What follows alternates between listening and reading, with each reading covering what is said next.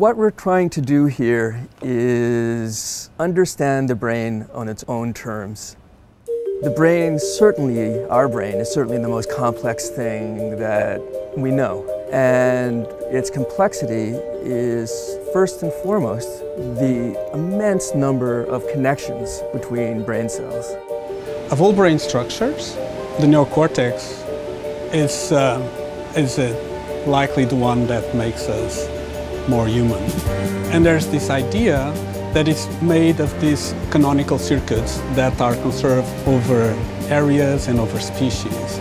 So in order to understand them, it's important to understand the relationship between the structure of these circuits and their function. We're looking at a bit of the brain that is a cubic millimeter, and in that cubic millimeter there are 100,000 neurons, 100,000 brain cells, and here's the amazing thing, there are 1 billion connections.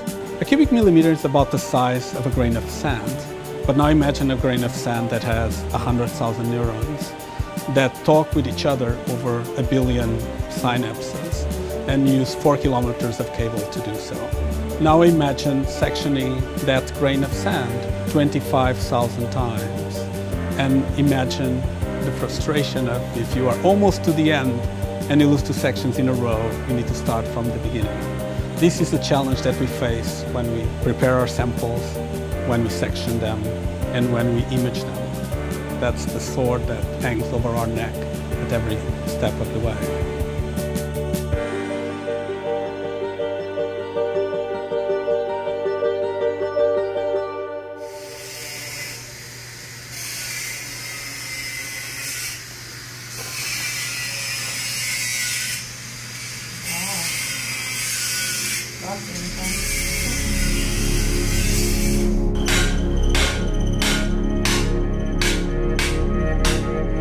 It feels like doing the impossible because no one's done it yet. It's this great problem that people have been trying to answer for a very long time. And now the technology has caught up to where we can actually do it. It seems feasible. And I think that was the theme of phase 1 of this project was, can it be done? And the answer was yes. And so now here we are with this big data set that we have to produce. In order to see those 1 billion synapses, we have to take about 250 million pictures. So we are taking just an astonishing number of pixels of pictures of the brain because we need to see these super tiny things that are on the scale of tens of molecules across. They're really, really tiny. So we get a mouse from Baylor, and Baylor had recorded from all the 100,000 neurons in a cubic millimeter. We then prepared this mouse for electron microscopy. We section it into 25,000 slices that are 40 nanometers, a fifth of the thickness of a human hair. And we distribute these 25,000 slices over 5 microscopes. We image them for 4 to 6 months. We then reassemble all this volume, which now is 250 million images or so, and we deliver this to Princeton.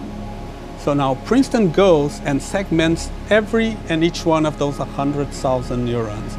Every micron of the 4 kilometers of axon that are on this volume finds all the connections between these neurons and delivers back a wiring diagram and the morphologies of these neurons.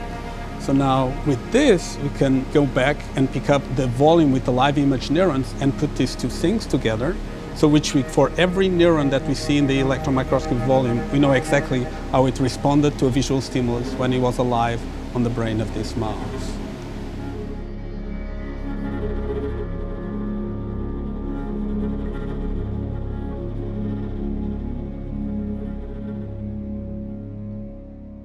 Some of the challenges I feel that this team has are every step of the way can't fail. And so it starts with getting the mouse from Baylor. Their imaging and their surgery has to be on point. And when that mouse gets handed to us, the histology team has to make sure, the tissue is processed perfectly. And then when it gets handed to the sectioning team, we can't have any consecutive loss at all in 25,000 sections, which is huge. You can't lose 2 sections in a row, which is a big challenge. And then when you get to the imaging side, you have to be able to image consecutively. And again, you can't miss anything. And then when it gets handed off to the image processing team, you know, every section has to be stitched and aligned and put together. So when we hand it off to Princeton, they have the best images they could possibly have for them to be able to do segmentation. Getting everything to work together to do something this big, it's not just doing the same thing 100 times. It's making sure when you do the same amount of work 100 times that you make no mistakes, that nothing's left lying on the floor. And then the other big challenge is analyzing all the data, and that's where our tremendous collaborators at Princeton and also at Google are helping with analyzing all the data. Where at this point in time, there's a huge feeling of suspense.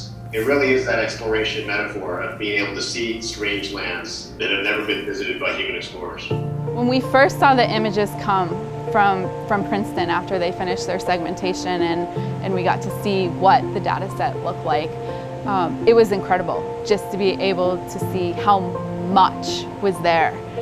And now we have this one. Is another one. Yeah, of course. So we have a network of 3 pyramidal cells and about 5 chandelier cells in. See, this is the beauty of it. This is 6 months of someone's life, at least, a couple years ago. In a year from now, we expect to have for the first time a volume that allows us to look at this circuit in the mouse.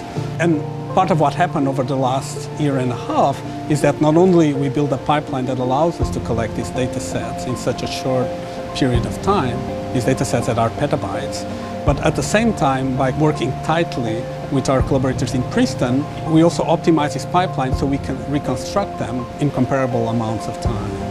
So we're talking now about a year instead of tens and tens and tens of years of human annotation. At the end of this huge process, we have these wonderful 3-dimensional images of neurons, the completeness and complexity of which no one has ever seen. 15, 12 years ago, we got the first glimmer that we might be able to do stuff like this. And now, with everybody working together, we're doing it. And it just couldn't be more satisfying or more fun.